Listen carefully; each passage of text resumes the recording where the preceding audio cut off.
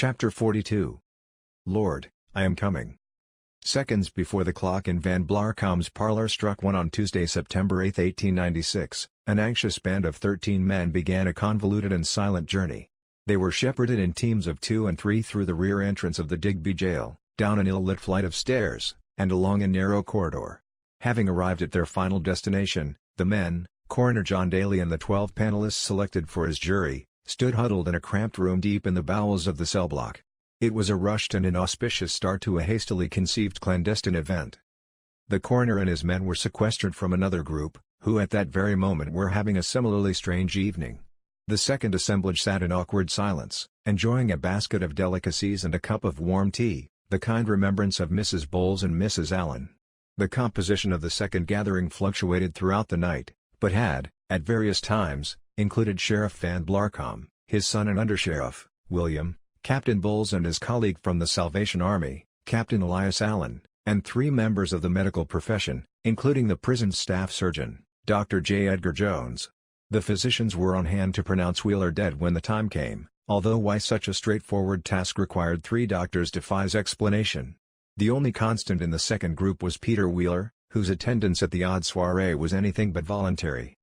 When William Van Blarcom arrived in Wheeler's cell bearing the tea and pastries, the prisoner partook of his final meal in a sparing manner, eating just enough to avoid offending the cooks or their spouses. Despite Wheeler's marked lack of appetite, he was in the best of spirits, and he kept continually assuring his spiritual advisers that he was confident of pardon and salvation. Peter's faith in a last-minute reprieve was to be sorely tested. Although his execution was originally scheduled for 7 that morning, Van Blarcom elected to alter the schedule. The iron hook-wielding rioters had yet to materialize in Digby proper, but Van Blarcom chose to err on the side of caution. The 2 disparate groups, Daly and his jury to the one side, Wheeler and his attendants on the other, had been hurriedly assembled 6 hours early, under the cover of darkness as the streets lay quiet and bare. Many others had announced their intention to attend the hanging, but only those deemed absolutely essential to the process were summoned, a hedge against a press leak or retaliatory violence by the as yet non-existent mob. Most notable in his absence was Isaac Kempton or any representative of the victim's family. Fevered speculation in the press held that Kempton would attend the hanging, with a few rogue newshawks going so far as to suggest Kempton be allowed to man the drop, sending Wheeler to his fate. Given Van Blarcom's methodical preparations, Kempton's absence in the exclusive enclave was hardly an oversight. Indeed, Isaac Kempton abstained from watching his daughter's convicted killer pay the ultimate price. Having met with Wheeler in the days before, Kempton had made his peace with what was to come. Public executions had been outlawed several decades prior to 1896. Though Peter Wheeler would be denied a conspicuous final exit, the condemned man made the best of his sorry lot. Peter was a surprisingly vain man, always neat and tidy in his appearance, who prided himself on maintaining an air of cultured civility in the most feral of environs. Surviving as he did on meager rations, Wheeler's weight had fluctuated throughout his incarceration. Idleness stripped him of his once work-hardened muscles, leaving him bloated and corpulent. Harris Bowles, having witnessed ample evidence of Wheeler's sartorial vainglory in the preceding months, had procured, on behalf of the Salvation Army, a fresh set of clothes in which Peter could spend eternity. The raiments proved to be a godsend in more ways than one. Sometime after midnight, Wheeler and Bowles were informed that the prisoner's time on earth was to be shorter than originally planned. To soften the blow, Bowles quickly presented his gift to a stunned but grateful Wheeler. Peter donned his new clothes and asked for a mirror. It was the first and only time he had seen himself during his long incarceration. Striking a series of poses, Wheeler surveyed his figure, and pronounced himself satisfied with his new appurtenances. Suitably coiffed, Wheeler then knelt to pray. With his head bowed and arms bent in supplication, Peter offered up a final prayer, then rose and faced his jailers. With one final check that every hair was in place, Wheeler announced that he was as ready as he would ever be. Angry mobs bent on lynching were not the only trouble Van Blarcom fought to circumvent. An equally unruly horde, the press, were also being kept at bay. The slight did not go unnoticed. Newspaper correspondents have been treated like all others today and have not been allowed near Wheeler's cell, one irate reporter carped. The sheriff broke with his long-standing policy of accommodating the press. Since he could not afford access to all, Van Blarcom reasoned, his only option was to prohibit them all.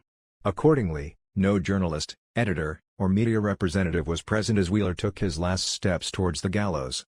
All first-hand accounts of his final moments came from those select few in attendance.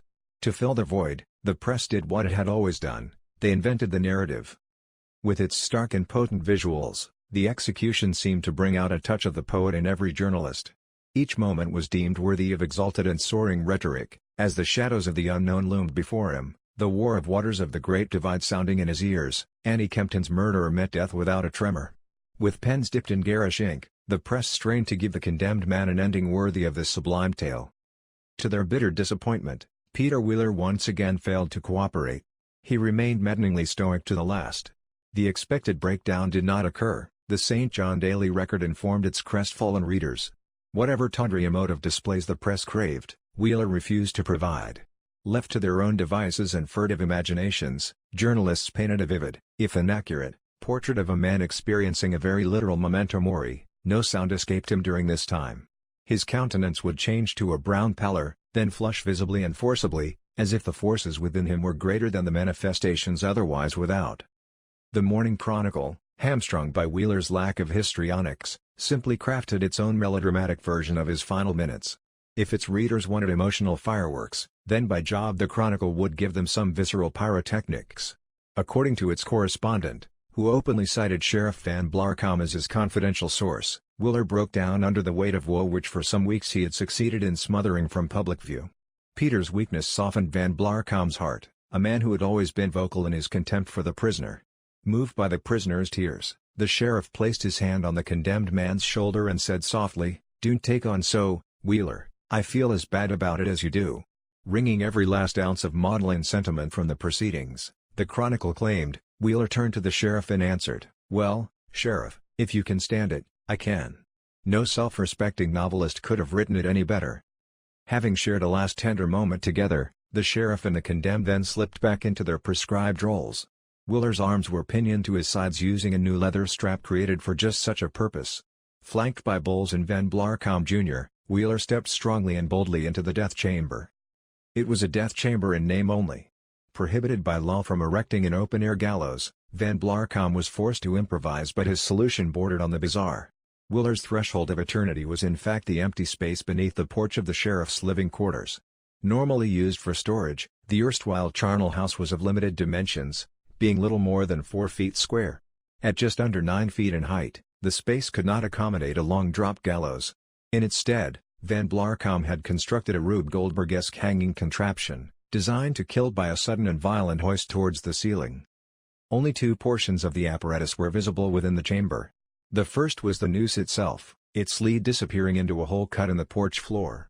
Through a second hole came the anchor of the noose attached to a 500-pound metal weight. A guide rope held the weight aloft. At a predetermined signal, the executioner would cut the guide rope, releasing the weight. The downward thrust was enough, in theory, to pull Wheeler upward. It was understood that the force was insufficient to break his neck and that Peter would be left to strangle, his feet mere inches from the dirt floor. It would not be a clean or quick death, but it was the best Van Blarcom could do. Prior to Wheeler's last press conference, the sheriff had given the correspondents a tour of the chamber. Each reporter examined the makeshift gallows in queasy silence.